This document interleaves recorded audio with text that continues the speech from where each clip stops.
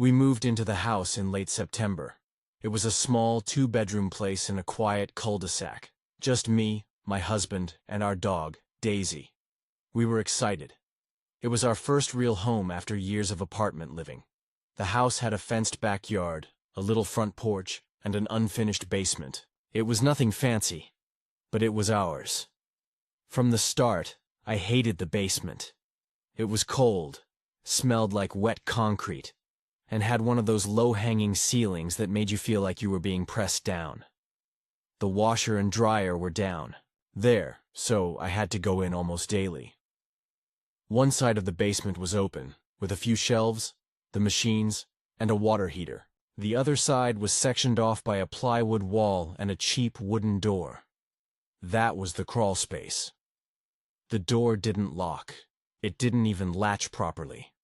Just hung there, slightly off its hinges, always looking like it was cracked open even when shut. Every time I went down there, I felt watched.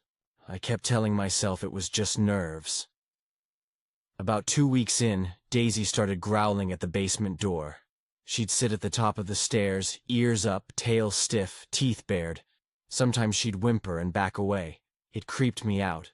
But my husband said dogs just react to smells or sounds we can't hear. One night, around 2 a.m., I heard thumping. Soft, rhythmic tapping. I sat up in bed, trying to figure out where it was coming from. Daisy was already at the bedroom door, growling low. My husband slept through it. I got up, heart pounding, and followed the sound. It was coming from the basement. I didn't go down. I stood at the top of the stairs and listened. The tapping stopped. I waited a minute. Then 2. Silence. Just when I turned to go back to bed, I heard a sharp bang, like someone hit the crawlspace door from the inside. I slammed the basement door and locked it. The next morning, I told my husband everything. He laughed at first, then saw how shaken I was and agreed to check it out. We went down together. He opened the crawl space. It was empty, just dust, pipes, and insulation. But then he saw something odd, a pile of old nails and screws arranged in a neat little circle on the floor. He shrugged it off. Maybe the last owner dropped them or something. But they weren't dropped. They were placed. Over the next few days, more strange things happened. I'd hear faint scratching from the vents. A screwdriver I left in the laundry area ended up on the crawlspace side. A small patch of insulation was ripped out and left on the basement floor. I tried calling the old owners, but they didn't return my messages. Then one night, I went down to grab laundry, and the crawlspace door was open. Not just cracked, wide open. I froze on the stairs. Daisy growled behind me. The air felt heavy, like the silence was pressing against my ears. I don't know what possessed me, but I stepped closer. There, just inside the crawlspace, was a small blanket, folded. Next to it, a spoon and a half-empty bottle of water. Backed up slowly. Something moved in the shadows. Not fast, not lunging, just shifting. I ran. We didn't call the police. I don't know why. Maybe I didn't want them to think we were crazy. Maybe part of me didn't want to know what they might find. That night, we nailed the crawlspace door shut. Every bang, every scratch, every bump. I tried to ignore them. A week later, we moved out. Left the deposit behind, didn't tell the landlord a thing. Sometimes, late at night, I still hear that soft tapping. In my dreams, in my memory, I'm not sure. But I always wonder.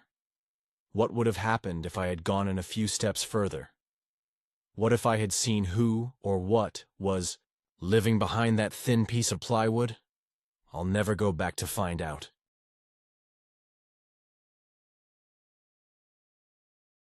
When I moved into the new house, I was alone for the first time in my life. I had just turned 26, found a steady job, and was ready to start fresh.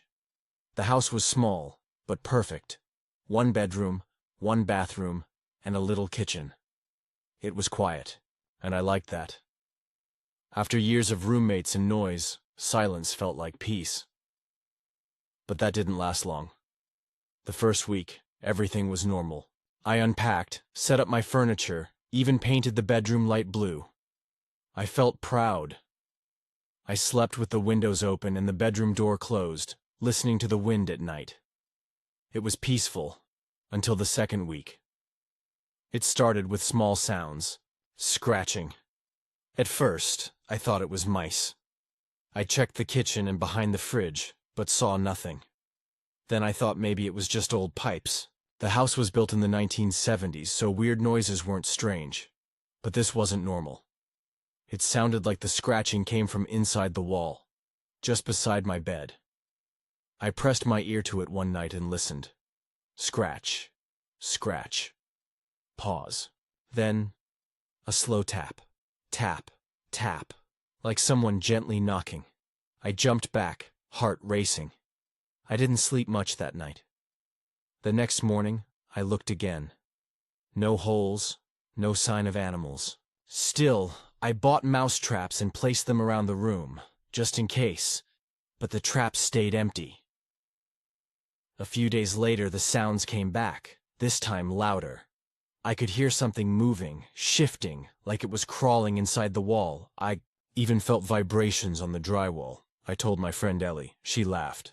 Probably a raccoon or something. You're freaking yourself out. Maybe she was right. But still, something felt wrong. The sounds didn't happen randomly. They always started around 1 a.m., and they always stopped by 4. One night, I couldn't take it anymore. I stayed up, phone in hand, ready to record it. Right at 1:12 a.m., it began. Scratch, drag, tap. Then something new. A voice. It was low. Quiet. So soft I almost thought I imagined it. I pressed my ear to the wall. Hello? I froze. My skin went cold. My breath stopped. Then silence. I backed, away from the wall slowly, and slept on the couch that night, with all the lights on. The next morning, I called the landlord. He sounded confused but calm. There's nothing behind that wall, he said. Just insulation and wood. No attic, no crawl space. Nothing. I asked if someone had ever lived there, maybe made a hidden space. He got quiet, then said, "Look, it's an old house. Weird noises happen. Don't worry about it." That answer didn't help. So I started looking. I went to the library, pulled old property records, found the house's last 3 owners.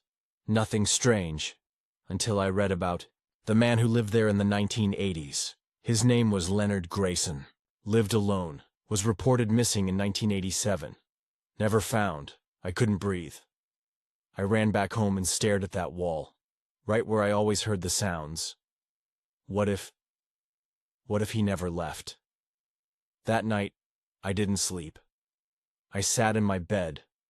Phone, camera aimed at the wall, recording. 3 a.m. Nothing. 1:27 a.m. Scratch. 1:31 a.m. Tap. 1:45 a.m. A voice, clearer this time. "Can you hear me?" I stopped the video. I didn't scream. I didn't move. I just sat there, shaking. Then something happened that I still don't understand. The wall moved. Just slightly. Like someone pressed against it from the inside. I saw it, just for a second. The shape of fingers. 5 of them. Pushing out from behind the paint. I ran. I left the house that night with only my phone and keys. I stayed at Ellie's for the weekend. I showed her the video. She watched it once and said, "Nope, you're moving out. That's it." When I went back to pack my things, I brought a friend. We stayed together the whole time, didn't go near the bedroom wall. I didn't even look at it. I never found out what was behind it. I never opened it. I didn't want to. The landlord called a week later. Said the new tenant moved in. I asked if they noticed anything strange. He said, Nope, nothing so far. Quiet as a grave. I didn't laugh. To this day, I sometimes wake up at 1 a.m. with a sharp chill down my spine. I press my hand to the wall beside my bed and feel for vibrations. So far, nothing. But sometimes I swear I still hear a whisper. Can you hear me?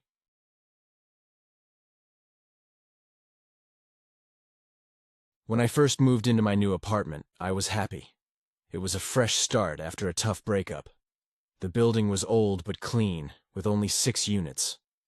I had the second floor, a corner unit with 2 big windows.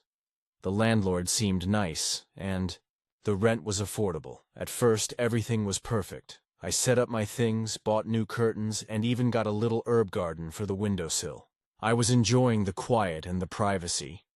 The neighbors seemed polite, though distant. I didn't mind. But then, the noises started. It was small things at first. The sound of footsteps in the hallway late at night, even though the building was supposed to be almost empty. I'd hear muffled talking through the walls, but the walls weren't shared with anyone, or so I thought. One night, as I was lying in bed, I heard a soft knock on my front door. I wasn't expecting anyone, and the hallway light was off. I peeked through the peephole, but no one was there. I shrugged it off. Then it happened again. Soft knocks, sometimes at 1 a.m., sometimes 3 a.m. No one at the door when I checked. I started to feel nervous. I told myself it was just someone messing with me, or maybe the landlord checking the place. But I never got a warning. Then, one evening, I noticed something worse. I was in the kitchen making dinner when I heard footsteps behind me. Not in the hallway, but inside the apartment. My heart jumped. I spun around. No one. I called out, "Hello?" Nothing. I checked all the rooms. Empty. The windows were locked. I live alone. I decided to install a security camera in the living room.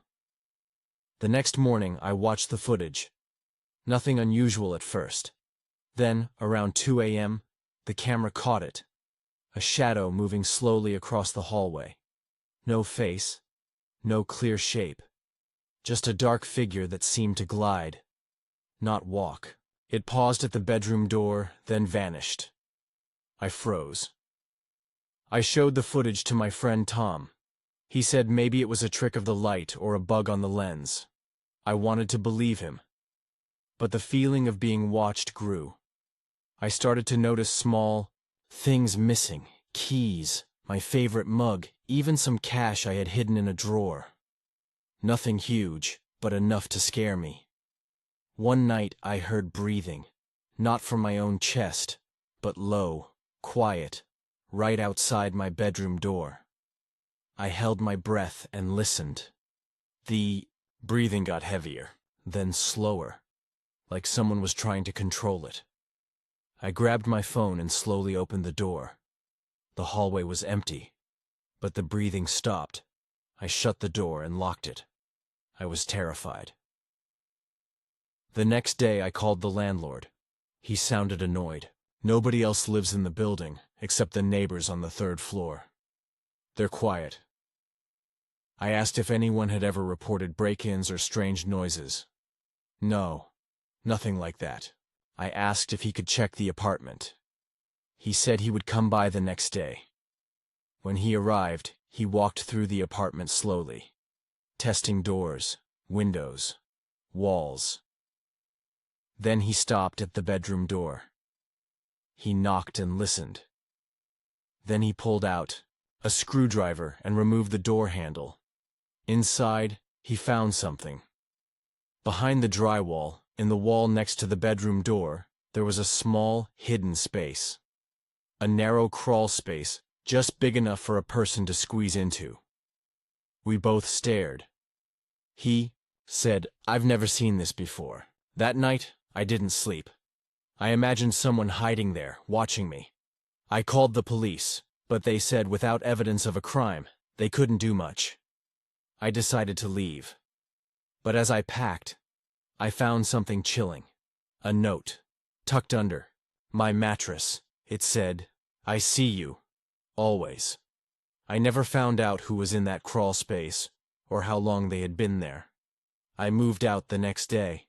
Sometimes when I'm alone in my new place, I still hear footsteps in the hallway. Soft, slow, just like before, and I wonder, what if they followed me?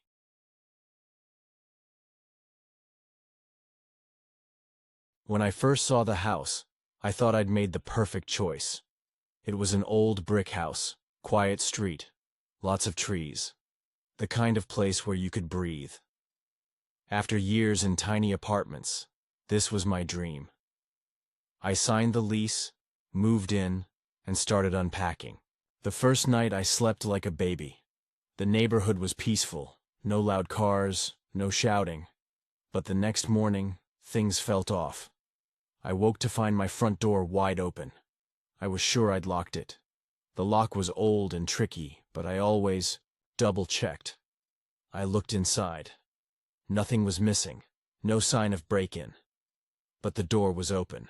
I closed it, locked it tight, and blamed myself for not being careful. That afternoon, I noticed something strange. My mail wasn't arriving.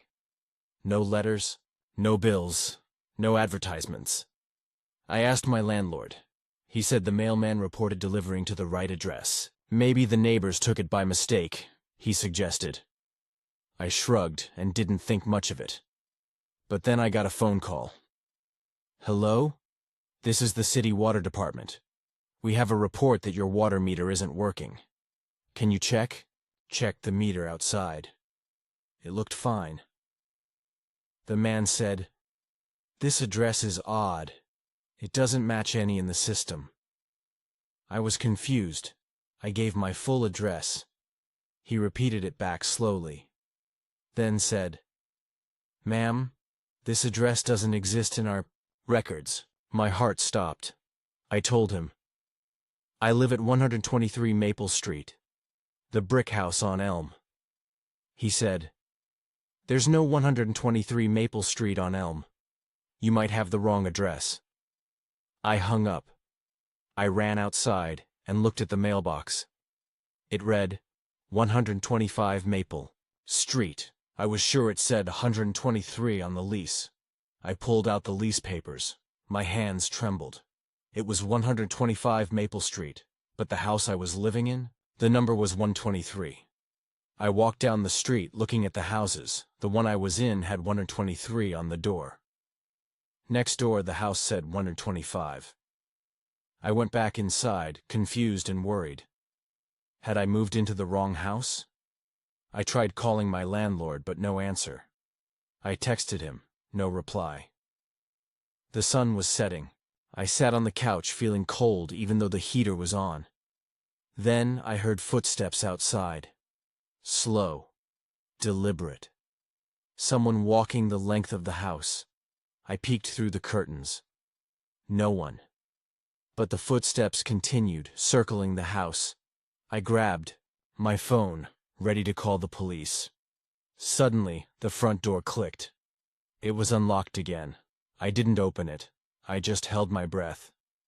After a long silence, the door shut. I locked it again and called the police. They came quickly. They searched the house.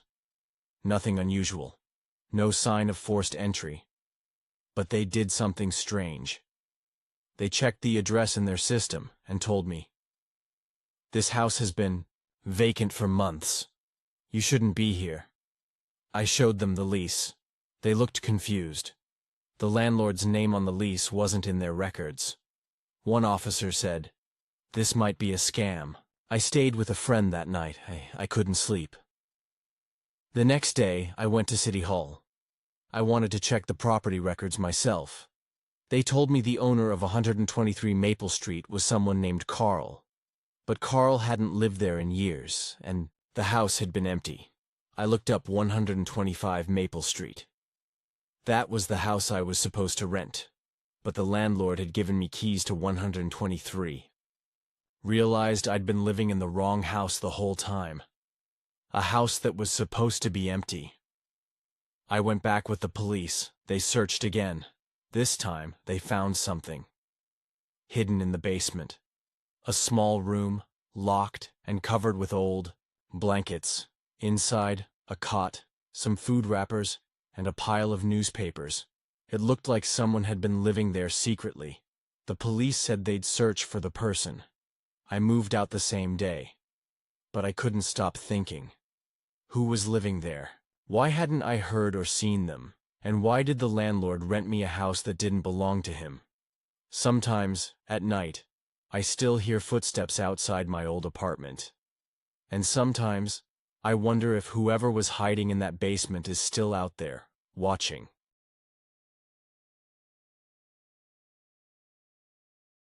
I never thought moving to a quiet suburban house could become a nightmare. But it did.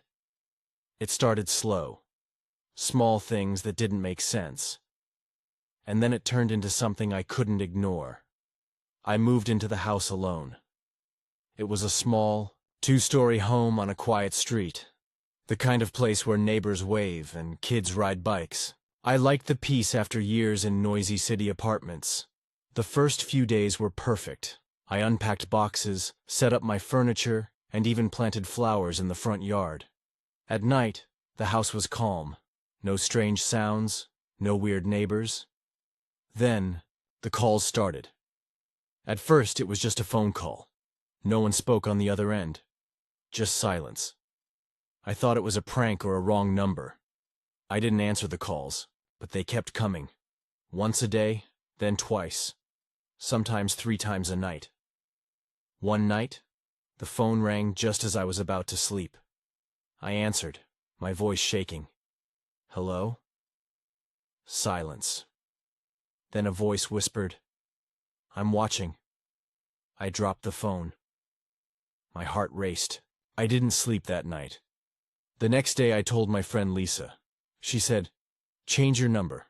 It sounds like a stalker. I agreed. I changed the number and blocked the caller. But the calls didn't stop. They started coming from different numbers. Sometimes from blocked numbers, sometimes from numbers that looked like mine. I tried to trace the calls, but they disappeared too fast. One evening, I was in the kitchen when I heard the doorbell ring. I looked through the peephole. No one. I opened the door a crack. Nothing but the cold air. I closed it and locked it again. Then I saw it. A small note taped under the door. It said, You can't hide. I felt sick. I called the police and gave them the notes and recordings of the calls. They said they would investigate. But nothing happened. No arrests. No leads. I started locking every door and window, even during the day. I installed security cameras. But the calls kept coming. And then, one night, something worse happened. I was asleep when I heard footsteps outside my bedroom window. Heavy, slow, steps. I peeked through the curtains. A shadow moved across the yard. I grabbed my phone and called 911. The operator told me to stay inside and lock the doors. I watched the shadow move around the house. Then it stopped outside the back door. The door rattled. Someone was trying to open it. I was frozen with fear. Then, the footsteps moved away. I stayed awake the rest of the night. The next day, the police came. They found footprints in the yard. Big, heavy prints leading to the back door. But no one was caught. I couldn't live like this. I packed a bag and stayed with Lisa for a week. When I returned, my house was empty. Nothing stolen, but everything felt wrong. The calls stopped for a while. I hoped it was over. But then, last week, I got a new note in my mailbox. It read, I'm closer than you think. I'm too scared to stay here alone. I don't know who's watching me, and I don't know what they want. All I know is that the house that was supposed to be my safe place has turned into a trap. Sometimes I swear I hear breathing outside my window, and I wonder if the stranger is still there, waiting.